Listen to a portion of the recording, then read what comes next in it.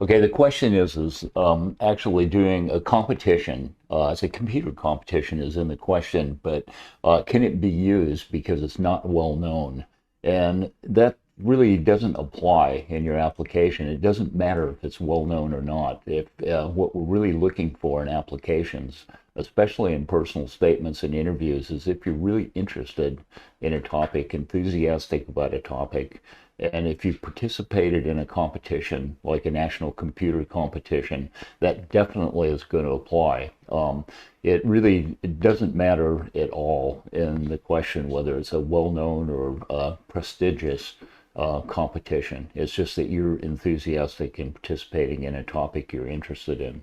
And of course, if you won the competition, then do mention it in your personal statement. Sure. I would wait until the interview. Yes, Rather that's than true. that, I would be quiet and subtle about answering a question. If they ask you how you did it in the competition, then you can say that you won the competition. I'd say taking part in a national computer competition is very good evidence. It's a good opportunity to show that you've taken things beyond the classroom. I would also say that preparing for this computer competition and the things that you will learn when you're making sure that you're ready for this competition will be really useful for you, not just as evidence that you've done this competition, but they will be really good and you will learn new things which will make you a better student, which is also really important. And just to add to that, I would say taking part in any competitions related to maths is also very useful for those students applying for computer science.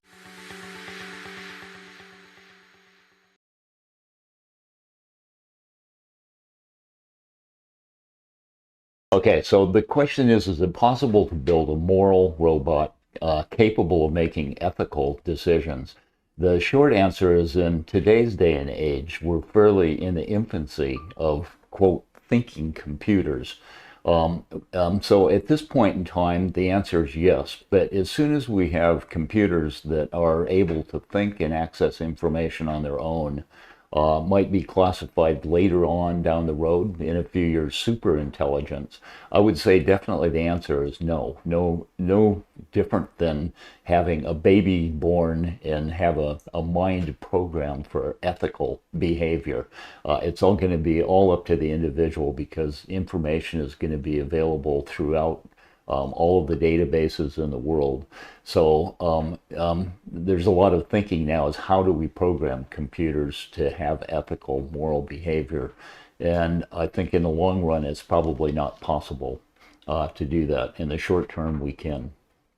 And since this is for your EPQ, Extended Project Qualification, do speak to your supervisors and your EPQ teacher to just go through this whole process.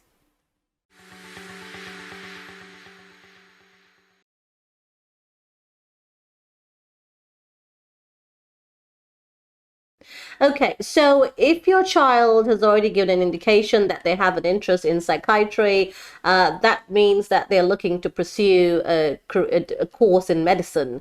And then, of course, they can specialize in psychiatry after they've graduated from medicine. In terms of which universities, really, you have to go through a process.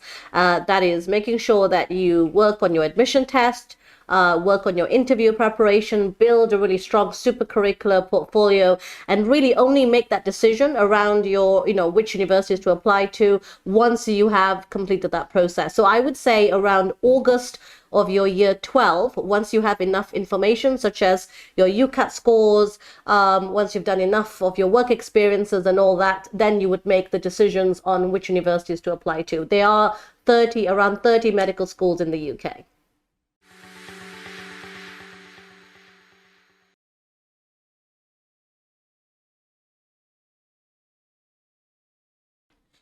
So when you are applying for engineering at G5 universities, including Imperial College London, and you're applying with an IB qualification, the universities will be looking at your higher subjects. So you've got to make sure that you meet the entry requirements and do the right subjects accordingly. So for engineering, normally it's math and physics. In terms of language and culture option, that normally I would say would be accepted. However, when it comes to English language proficiency, you've got to meet the requirements for English language proficiency. I would say, though, do check with universities, contact the departments for the engineering courses you're applying for, and get in writing whether or not this is accepted.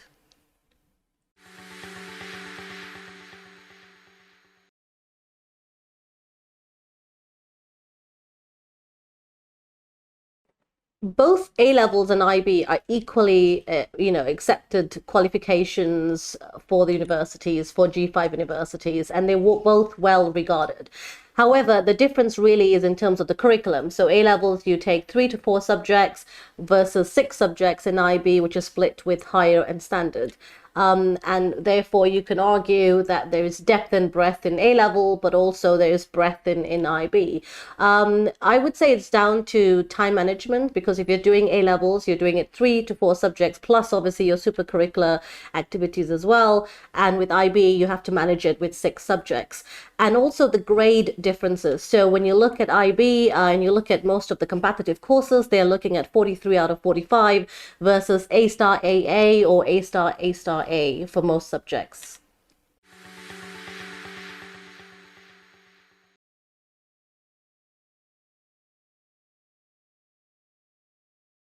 So the question really is where do you apply for astrobiology? In the UK and the US, it's quite different. Astrobiology was started, of course, by NASA in the US. There are 13 teaching colleges in the US that are associated with astrobiology: Carnegie, Arizona University, Arizona State University, University of Washington.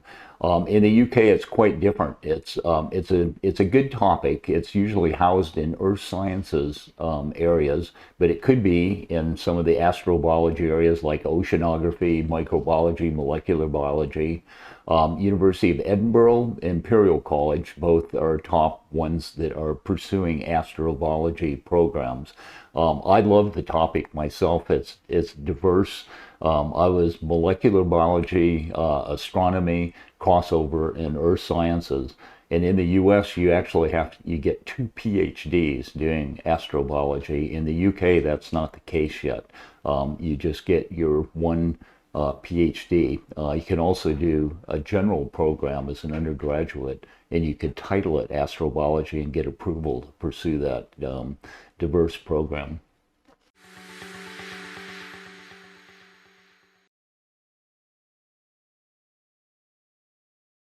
So can Thai students work in the UK after graduation? Are there any career restrictions? Well, the answer is yes. You can work after you graduate as long as you get work visa. And are there any career restrictions? Well, coming as an international student myself and having lived in the UK for the last 20 years, there's certainly no career restrictions. You do need to obviously excel in your career and make sure that you have the right skills and right academic proficiency to be able to apply for the jobs that you're looking for. Can you work in Thailand? Yes, I don't see any career restrictions. Of course, there may be some courses like medicine where you require licensing, and as long as you obtain that, then I'm sure you'll be able to work in Thailand.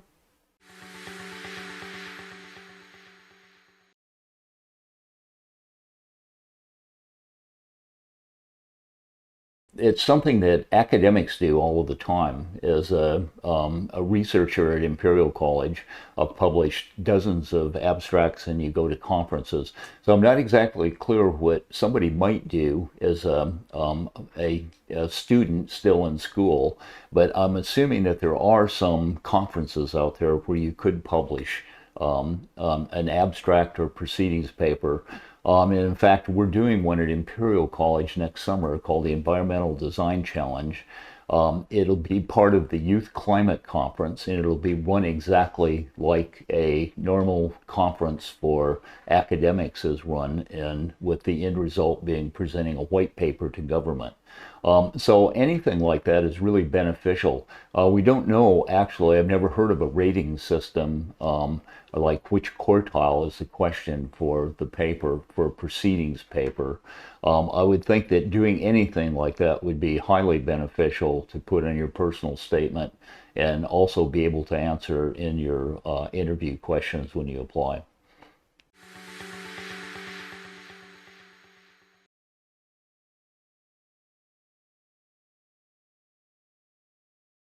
Scholarship applications to universities normally occurs after you've received an offer from the university. So really at that stage, they're not looking at your A levels or your personal statement or anything like that. They may ask you for an additional personal statement, and it may be about leadership qualities, or they may ask you to provide a CV, or they may not ask you anything at all.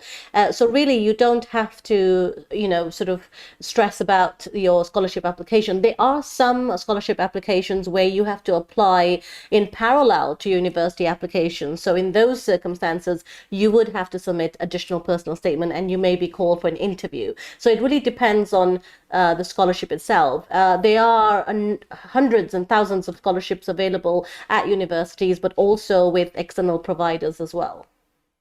Okay, and if you do apply and you get accepted, then you will have choices of whether you want to pay for going to the university by scholarship or not. So it really has nothing to do with if you're going to be accepted or not. So there's in the UK, there's over 1,300 scholarships available, many of them directly through universities, some from outside sources. I would recommend you to check the university websites, but also to look out for information from the British Council.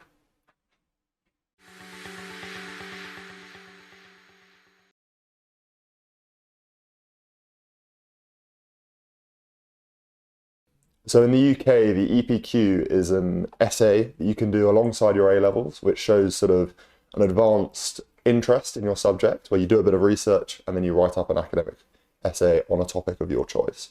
And each year, slightly under 10% of students undertake one of these. And so it's a great opportunity to show that you have interest beyond what you've been taught at school. And this is a really good thing to be able to put on your personal statement and be able to discuss in an interview.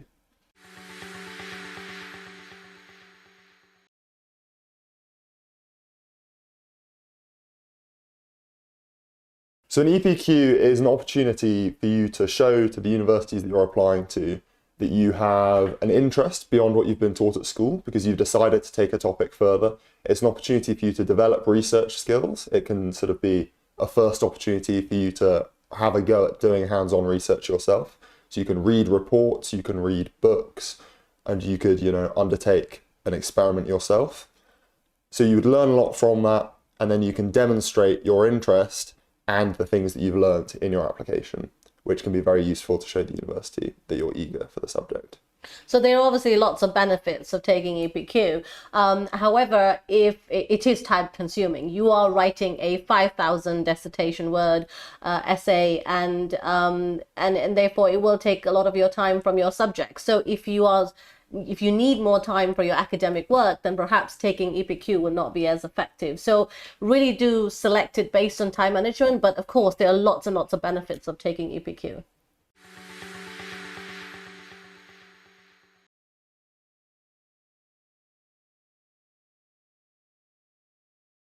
So this question is about whether it's better to do IB or A levels if you want to apply to US universities.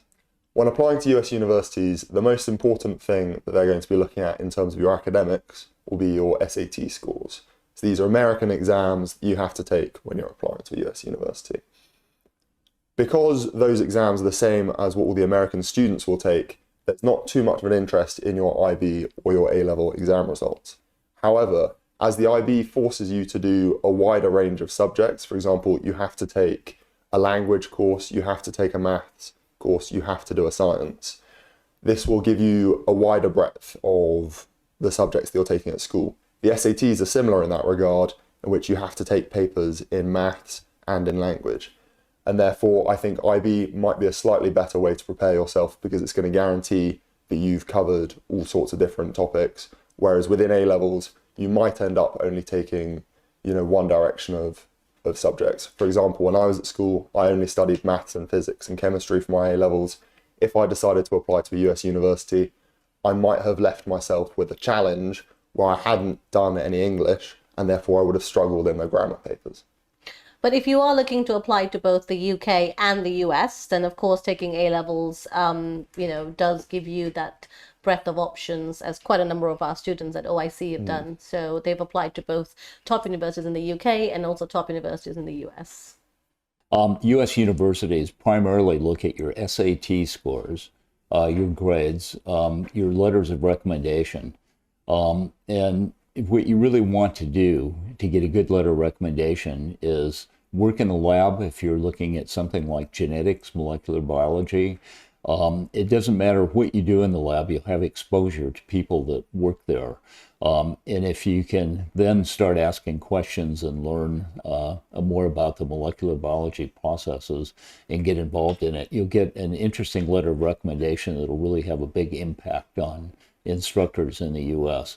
So you need to really study though for your SAT, and you can also research online the average SAT scores at universities, and what they're accepting some of the top Ivy League, Harvard, Princeton, Yale, Stanford, have really high bars on these SAT scores that they look for students to have. In the U.S., there are a lot of good schools. There are dozens if you look on the rating system, U.S. News World Report, state universities, University of Washington, Madison, Miami, Philadelphia, all of the California schools, Berkeley, but Berkeley is not a state school, so I would say University of California, Southern California, San Diego. Those are all top schools, many with as many as 50 to 60,000 students. And those schools will serve you just as well as going to a top private Ivy League school, and if you want to go on and further studies, and also in the job market. I'd just like to add to that that while SATs may not be a requirement any longer for some of the universities in the US, I would say that because most of the universities, especially the Ivy League, are very competitive, we normally encourage our students at OIC to continue taking the SATs.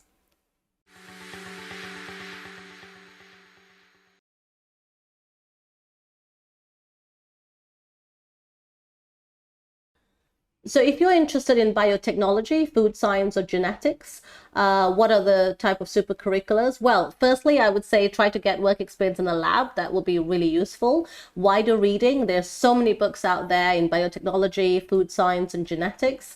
And of course, find the right courses, because not every university offers all three combinations. So you do need to make sure that the course you're applying for does cover all those three combinations. But I would say the best things to do would be getting work experience in the lab, wider reading, and also joining clubs. And if you don't have a club for genetics, then set one up.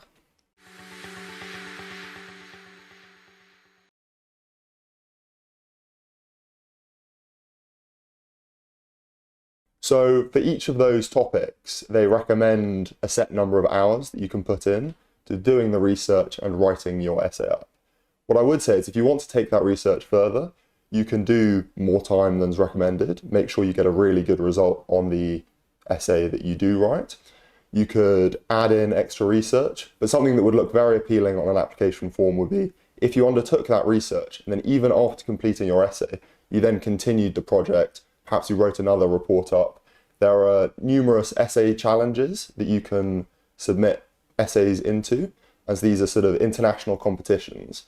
And I think showing that you've undertaken a bit of research and then even after submitting it, you've continued that research or you've changed it and done something related and similar afterwards demonstrates that you have a real interest in what you've done, and you would make a very good student or researcher, and you'd make the most of the opportunities they'd give you while you're at university.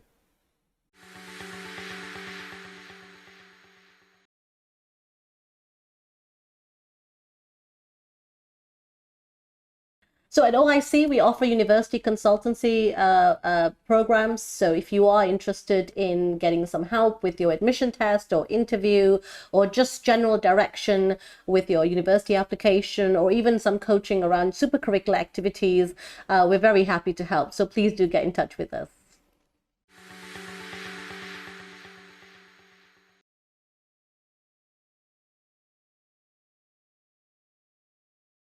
So if you're looking to apply to OIC, Oxford or Brighton, the admissions criteria are the same, but they are processed by their own individual teams. So if you don't get accepted by OIC Oxford, there may still be an opportunity for Brighton, but it just depends on how well you've done in your assessments. And of course, we look at your school report and also your interview as well. I would just say apply, and we would obviously give you the right advice and help you along through the process.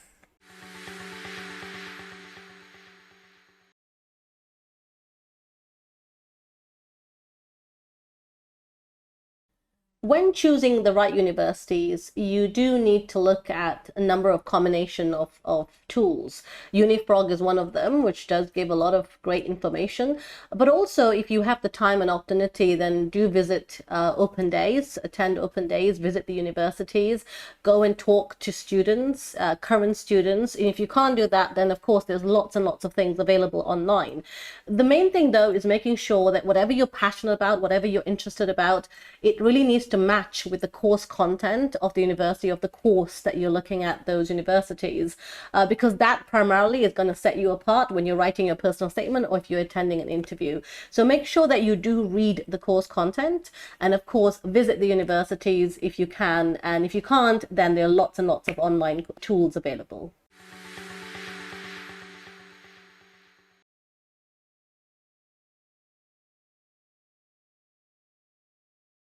I would say the most important thing in getting a good predicted grade is making sure that you communicate with your teacher and you find out what they want. So some teachers will be very focused on making sure that all of your test results match up to the predicted grade that you have. Some of them will weight this more heavily towards, say, one big test at the end of your first year of A-levels. So if you make sure you communicate with them, talk about what they want to see in order for them to give you a particular predicted grade, you can then make sure that you're working towards those goals and giving them what they need to have in order to give you that grade. In terms of how to prepare for exams, at A-levels, typically the mark screens are quite prescriptive. So it's very important to make sure you do lots of past papers to get used to the sort of questions that you'll be given in an exam, but also to understand how those questions will be marked so that you can understand and know that you're giving them the correct things so that they can give you all of the marks. This is particularly important with written questions, where there are typically criteria about how you structure the arguments, whether you link points together, and you have to be making sure you're putting in the right sort of things to get those top bands of marks. Just like to add to Nick's point, I would say consistency and trajectory are also very crucial. So consistency in terms of your classwork, in terms of your performance in, say, topical tests, for example, and also what you do in lab, or whether you'd work independently or work within a team. So all those things are also crucial when teachers are looking at how consistent you are in your academic performance. And secondly is trajectory. So trajectory to predict you for what you could get in year 13. And remember, year 13 work is twice the amount of depth and breadth compared to year 12. So they do need to map out some form of trajectory to be able to give you a predicted grade. So make sure that you are looking at those two things as well as you're performing in your academic assessments.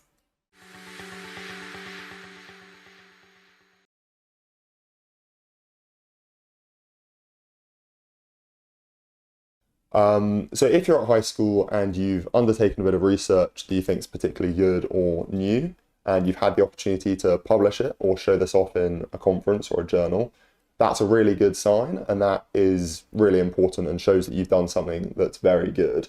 So obviously, immediately be very pleased with that. But moving forwards and using that, you have to make sure that this research is something that you're going to be capable of describing in your personal statement well, but also discussing in an interview. Communication is a very important part of doing research, and passing on your ideas to other people will be very important. But also, if you have something of this caliber on your CV and you end up in an interview, they will almost certainly ask you about this. So you want to be able to give a really good impression by having a brief discussion with the professor that's interviewing you about that topic.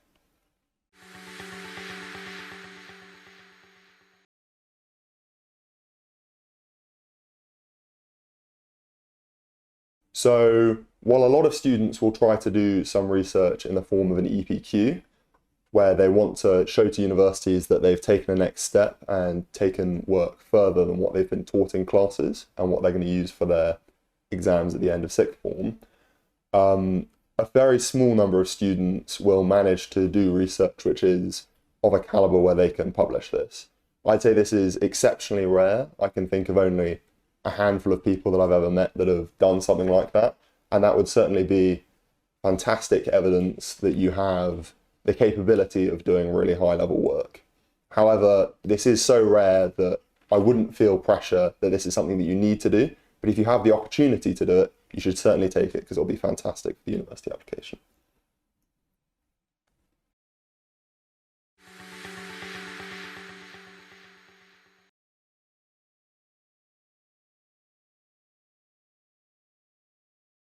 I think what's important to remember when you're doing an EPQ is that this is supposed to be a small version of someone that might be doing larger research at a university level. So what's going to be really important is that you do the sort of work that you don't do in the classroom or while at school. This is going to be a bigger project than anything you've done previously. A really good way of structuring that and making sure that you have work of the required level is going to be to write a plan. So you're going to need to plan out what sort of work you're going to do to gather the information you're then going to write up for your essay. Obvious things to do to gather that new information would be to read books, read reports, and depending on the subject, if possible, undertake a small experiment yourself. By writing a proper plan out, you can make sure that you're going to be gathering all of the things that you need when you then finally write up the essay. And that will make your job as a researcher much more simple and make sure that the essay at the end has everything that it needs. And just to add to that, make sure you do discuss all of this with your supervisors.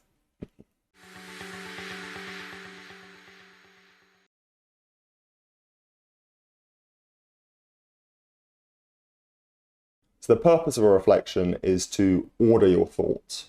Lots of people will have an interest in something, and they will think that they understand it well. But in order to make sure we really understand things well, we have to challenge ourselves. And I personally find it very useful to write about the things that I've been doing and to try to summarize them and force myself to put those thoughts that I have in my head in a structured order in front of me. Another thing that could be very useful is to make sure that you explain these things to a classmate, a friend, or a parent. In terms of how to use these reflections to develop our passion, once you've written down your thoughts and you've ordered them, it'll be clear to you which of those parts of whatever you've been doing have particular interest to you. You can then, because these are ordered sensibly, you can pick which topics you want to focus on. You can then write another reflection, which are perhaps possible plans of what you do in the future. Once you've generated a few ideas there, you can take those on. You could go to a new talk, you could read a new book or read a new report or enter some sort of competition. And I think that when it comes to making university applications, these links are what really shows passion rather than you just telling the university that you have a passion in something. If you can go to a lecture and then from that develop a new interest, take that further forwards, read a few books, and then one of those books interests you, and then perhaps you enter an essay competition, which is related on topic you learnt in that, that shows that you have independently followed your passion, and then clearly the interest that you have and you're telling them about in your application is really genuine. And that's a very powerful part of an application. Reflections also provide you information that you can use just before you're writing your personal statement and also before you are attending your interview. So treat it like you're writing notes for a particular subject. So by the time you get to write your personal statement and you get to go to your interview, you can look back at your journey and be able to narrate the best story of your experiences.